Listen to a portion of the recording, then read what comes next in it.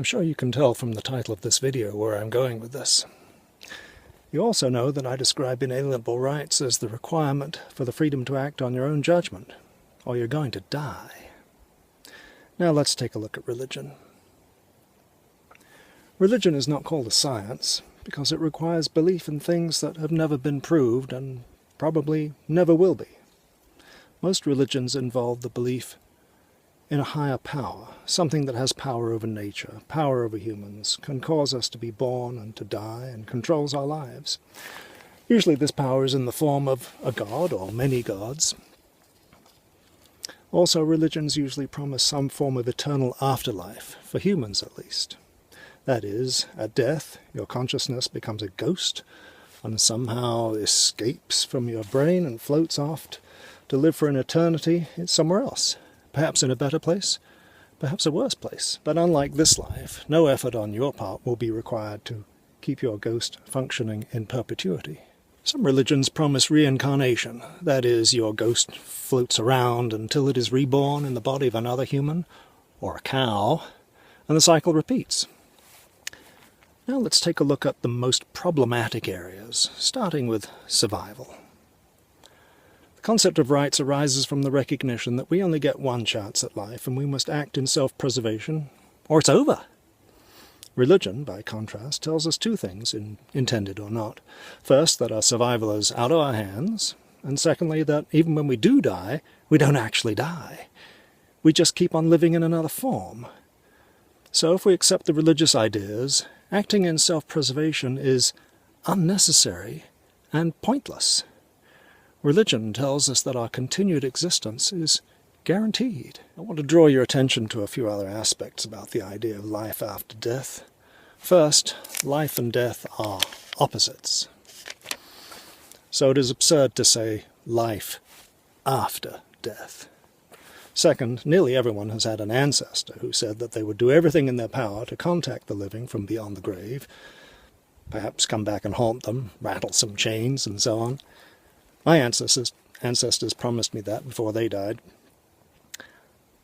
Out of the billions and billions of humans who have lived and died on this planet, has any living person ever been contacted by a ghost? Honestly, verifiably contacted? No, it doesn't happen. If it did, it would be a common occurrence. We would be talking to billions of ghosts floating through here all the time. And this would mean that the animated ghosts at Disneyland's Haunted Mansion would be rather dull compared to the real ones. Instead of being a thrilling fantasy ride that I've enjoyed at least a dozen times, it would be no more interesting than the parking lot. Obviously, that is not the case. Now let's examine the word inalienable. This might just be the most misused and misunderstood word in the English language. It simply means that which cannot be alienated, cannot be taken away. I've only found a couple of uses for this word. First, take this rock. You might say that rockness is inalienable to the rock. It is an integral part of the nature of a rock. To say that I'm going to take the rockness out of this rock is so absurd that it doesn't even come up in sane conversation. Similarly with plants and animals. This plant requires water. I can't remove that requirement. It's an essential aspect of the nature of the plant to require water, or it dies. I can't say to this plant, a higher power has just given you the requirement to absorb water. That's ridiculous. The most meaningful use of the word inalienable is with rights, the requirement of humans to be free to act on their own judgment. You can't take that away in whole or in part. Consequently, it cannot be given in whole or in part. Now, most people, when asked where rights come from, will say they are given to us by the God of their religion, and of course they will insist that their God is the only God.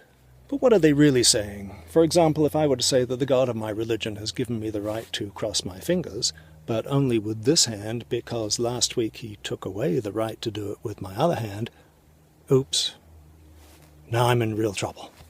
Absurd, isn't it? Those are privileges. Privileges can be given and revoked, but not rights. I've already pushed it to the point of absurdity, but just for fun I'll push it beyond the point of absurdity. Let us imagine how we might respond to someone who claims that rights are granted by his God.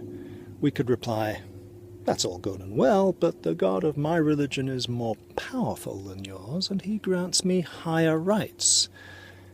I believe he has stripped you of your rights and given me the right to kill you." We could expect an immediate attempt by our opponent to claim rights from a still higher God, and this of course leads to an endless, idiotic game of, "Can you top this?" We could expect to eventually hear something so ridiculous as, "My God eats gods like yours for breakfast." Someone once told me that it really drove the point home to hear it this way. Inalienable rights means that one cannot in any way, shape or form give, grant, award, accord, confer, endow, bestow, bequeath, transfer, loan, buy, sell, remove, deprive, repeal, cancel, rescind, recall, or revoke inalienable rights. So, if you catch yourself saying anything to the effect, God-given inalienable rights, remind yourself that there's no such thing. Once you say given, you have no business using the word inalienable. And of course the same goes for any claim that rights are given to us by the Constitution, or the government, or society, or any other piece of paper or entity. It should be pretty obvious by now that you do have the inalienable right to believe in anything you like, no matter how absurd. You have the inalienable right to believe in any religion, in any number of gods or goddesses or deities, any kind of fairy tales, myths, folklore, superstition, or make-believe you like. But you don't have the right to make others accept these beliefs or force them to act upon these beliefs. Now, you know that I don't accept ideas on faith, but a discussion of why one should never accept ideas on faith is far beyond the scope of this video, so I will limit myself to just one phrase that I found to be helpful. Accept as true only that for which there is sensory evidence and logical demonstration. This brings me to the Declaration of Independence of America. Every American is familiar with these words. "We hold these truths to be self-evident, that all men are created equal, that they are endowed by their Creator with certain unalienable rights, that among these are life, liberty, and the pursuit of happiness." Nice prose, thanks to Thomas Jefferson. But what does it mean? And did men in that day really have a thorough grasp of the subject? Well, first let's get one thing out of the way. There is some historic difference between the words inalienable and unalienable, but that has fallen into disuse. Today we use them interchangeably. Next, it certainly was not self-evident to me.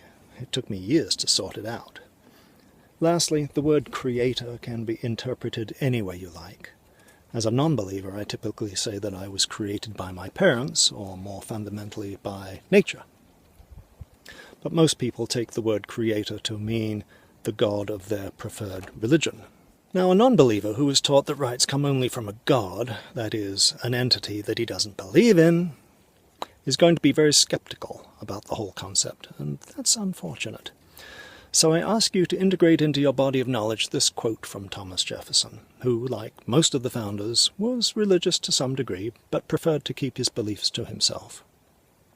He writes in a letter to the Danbury Baptists, quote, "Believing with you that religion is a matter which lies solely between man and his God, that he owes account to none other for his faith or his worship, that the legislative powers of government reach actions only and not opinions, I contemplate with sovereign reverence that act of the whole American people which declared that their legislator should make no law respecting an establishment of religion, or prohibiting the free exercise thereof, thus building a wall of separation between church and state."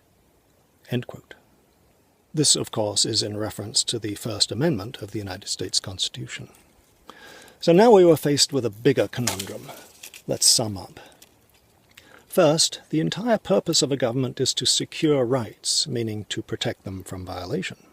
Second, America's Declaration of Independence implies that rights are a gift from a God. Third, the First Amendment of the U.S. Constitution specifies that government must not recognize religion, meaning that the law must behave as though no religion was ever dreamed up.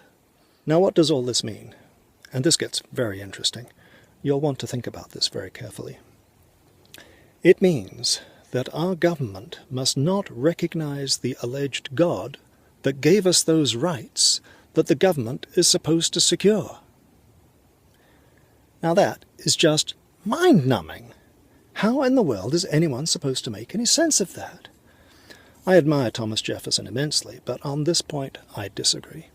Rights don't come from a God or any other imagined power.